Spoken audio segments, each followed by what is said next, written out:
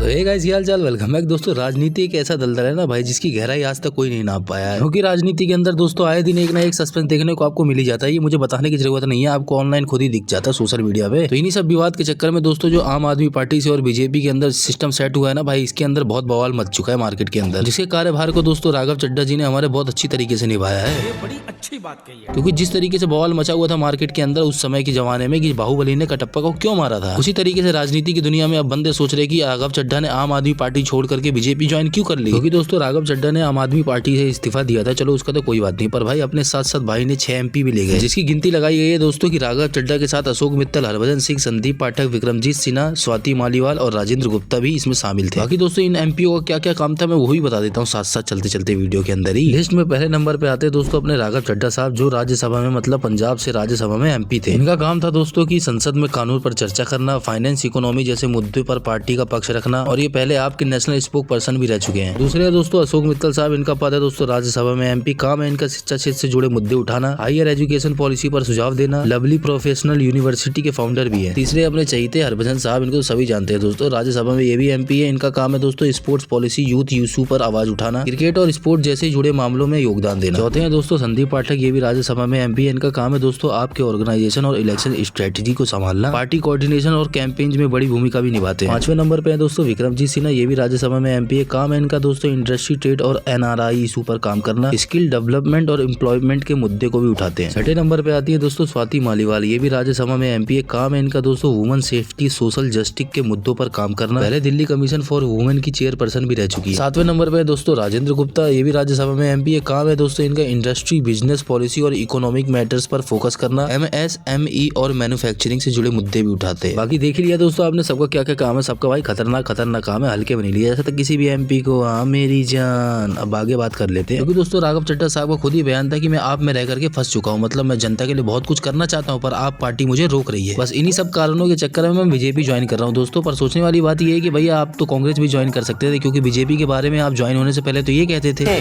BJP एक गुंडों की पार्टी है, अनपढ़ गुंडों की पार्टी है, वो सिर्फ गुंडा करती है। तो राघव चड्ढा साहब जब बीजेपी गुंडों की पार्टी है तो आप भी गुंडा बनने के लिए इसमें शामिल हुए हैं कि देश का विकास करने के लिए इसमें शामिल हुए हैं। और सोचने वाली बात तो ये दोस्तों कि इतनी दोगली स्पीच ध्रुव राठी ने भी नहीं दी जितनी दोगली स्पीच राघव चड्ढा भाई साहब ने दे दी है बीजेपी के बारे में। उसके बावजूद भी बीजेपी ज्वाइन कर लिया है।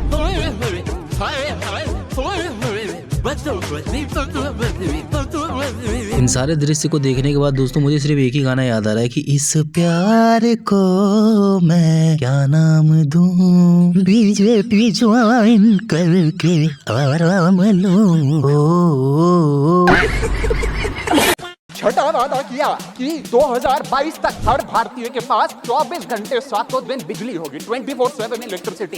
दिल्ली में अरविंद केजरीवाल को छोड़कर किसी एक सूबे में भी अगर 24/7 इलेक्ट्रिसिटी आती है, भारत देश में तो मैं चुनौती देता हूँ सरकार के मंत्री मुझे बताएं। जिस समस्या पे आप बात करना चाह रहे हो सर, वो तो समस्या आपकी हल हो गई नहीं, क्योंकि आप बीजेपी में आ गए। अब उन सारे नेताओं से पूछो कि हाँ भाई बिजली कैसे नहीं दी जा रही है, और ये पूछने के साथ साथ राघव चड्ढा जी आप ये भी उनसे पूछो कि भाई इसीलिए मैंने तो बीजेपी ज्वाइन की है ताकि मैं सबको फ्री में बिजली दे सकूं। चल झूठा। तो आपको क्या लगता है दोस्तों यहाँ पे बीजेपी ज्वाइन करने के क्या रीजन हो सकते हैं? देखो दोस्तों यहाँ पे 2 रीजन बहुत बड़े हैं। देखो पहला रीजन तो राघव चड्ढा ने खुद ही बता दिया कि देखो भैया मैं तो आम जनता की सारी समस्याओं पे बात करता रहता हूँ, पर यार आप पार्टी मुझे रोक रही है, इसलिए मैं भाई बीजेपी में ज्वाइन हो गया। पर दूसरा रीजन क्या हो सकता है दोस्तों कि बीजेपी में क्यों ज्वाइन हुआ, ये तो कांग्रेस में भी ज्वाइन हो सकते थे ना। क्योंकि दूसरा रीजन यही है दोस्तों कि इनको पता चल चुका था पहले कि आने वाले समय में भाई आप पार्टी विलुप्त होने वाली है भाई, और बोलबाला किस पार्टी का तगड़ा चल रहा भाई बीजेपी। बीजेपी के आगे कोई भी नहीं टिक रहा, तो भाई बीजेपी में ही ज्वाइन होते हैं। मैं जैसे तैसे भाई जुगाड़ उगाड़ करके पहले भाई वायरल होता हूँ, उसके बाद जुगाड़ उगाड़ करके बीजेपी में ज्वाइन होता हूँ। क्योंकि भाई अगर मैं बीजेपी में ज्वाइन नहीं हुआ और कल को भाई पार्टी नष्ट होगी तो मेरा क्या होगा। बात तो सही। खैर एक चीज और बताया जा रहा है दोस्तों कि ईडी वीडी के डर के चक्कर में भाई ने बीजेपी ज्वाइन कर लिया। यार दोस्तों सबकी अपनी अपनी कहानी है, क्या झूठ है क्या सच है वो आगे चल के पता ही चल जाएगा। आप खुद सोचो दोस्तों कि जो बंदा कल तक फ्री बिजली पानी के गुण गाता था और सामने वाले को जलील करता था भाई, उसी पार्टी में तो वो ज्वाइन हो गया। इन बातों से दोस्तों ये तो पता चलता है हमें कि भाई जो बंदा जिस पार्टी में रहता है ना भाई उसी गुण गाता है और सामने वाले को जलील करता है, चाहे वो अच्छा हो चाहे वो बुरा हो। लेकिन दोस्तों थोड़ा मजे की बात और सुन लो कि राघव चड्ढा भाई आप पार्टी का वो चेहरा था जो भाई जो राज्यसभा में खड़ा होकर के भाई चौड़ में सारी बातें रखता था। अब इतने बड़े चेहरे ने दोस्तों आप पार्टी से हट करके भाई बीजेपी ज्वाइन कर लिया, तो आप पार्टी में बचा क्या, सिर्फ वायरल मीम्स।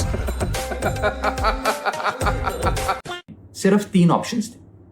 पहला ऑप्शन कि मैं पॉलिटिक्स ही छोड़ दूं, दूसरा ऑप्शन कि मैं इसी पार्टी में रहूं और चीजें ठीक करने की कोशिश करूं, जो कि हुआ नहीं, और तीसरा ऑप्शन क्योंकि बीजेपी में ज्वाइन हो जाते यार। क्योंकि देखो आम आदमी पार्टी में कुछ रहा नहीं, कांग्रेस की भाई जिंदगी खराब हो ही रखी है।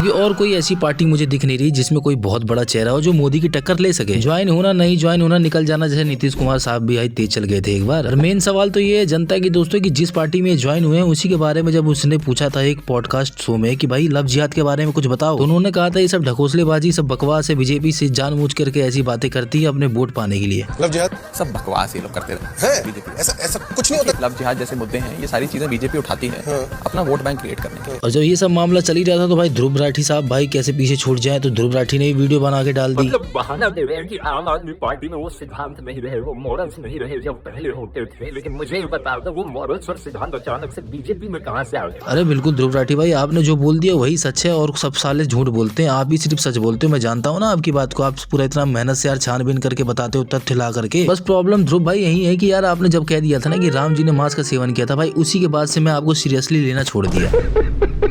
बाकी जो मुझे नॉलेज देनी थी दोस्तों, जो राय रखना था मैंने रख दिया। आपको भी जो राय रखना हो आप कमेंट बॉक्स में जरूर बता सकते हैं। बाकी दोस्तों अगर वीडियो पसंद आई हो तो यार शेयर वेयर कर देना है ना दोस्तों, सब्सक्राइब भी कर लेना, क्योंकि यार पॉलिटिक्स बदले या ना बदले पर हमारा कंटेंट घोचार मतलब मस्ती रहता है दोस्तों, है कि नहीं। तो जाते जाते बस इतनी कहना चाहूंगा यार, मस्त रहो स्वस्थ रहो, अपने भाई की वीडियो देख के मुस्कुराते रहो। तो गाइस अगर वीडियो में थोड़ा सा ही मजा हो तो अपने भाई को सब्सक्राइब जरूर मानना। मिलते हैं नेक्स्ट वीडियो में अगली बकचोदी के साथ।